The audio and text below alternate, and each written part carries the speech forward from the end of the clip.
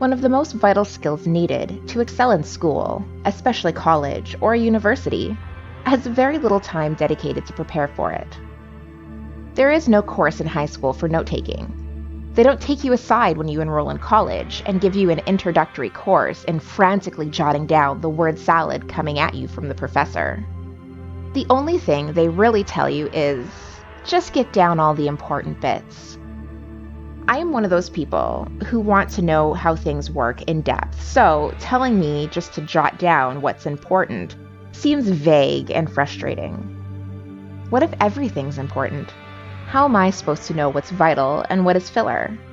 I will be doing a future series on several note-taking strategies. No one way will work for everyone, so you really have to try out some different methods and see what's right for you.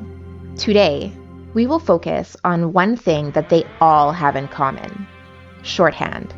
Having a reliable and consistent set of abbreviations is absolutely essential for continued education.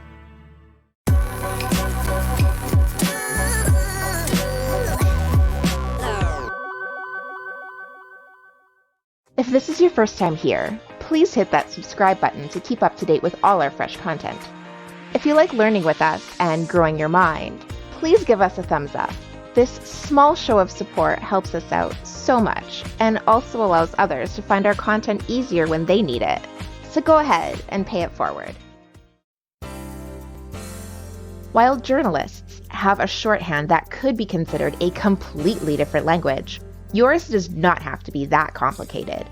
The most important thing is that it makes sense to you, it is quicker than the original word or phrase, and that you will remember its meaning outside the context. If you develop a dependable abbreviation system that you can use across all of your college or university career, you will save yourself a ton of time and frustration. Professors do not always slow their natural speech for lecture.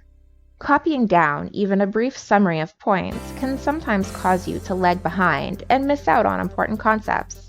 Using abbreviations will help you to keep up. Also, even if you try using a backup method like recording the lecture, it is still easier to rewrite your notes from another paper source than from a recording. Recording the lecture also has no guarantees. Often recordings can be muffled or fail, or lost if you don't have time to reference them right away. I know at first it seems like a big hassle to develop a whole new method of writing, but with practice brings fluency.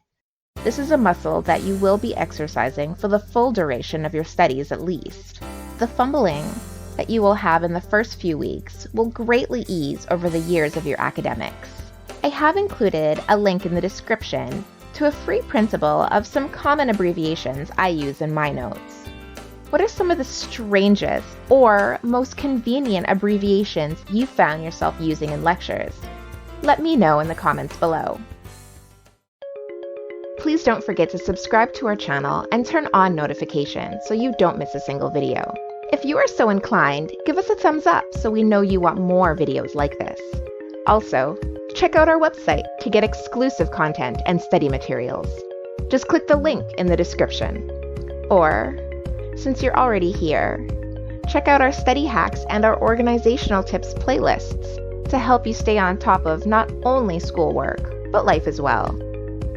Be absolutely prepared, absolutely confident, absolutely stunning, with absolutely studying.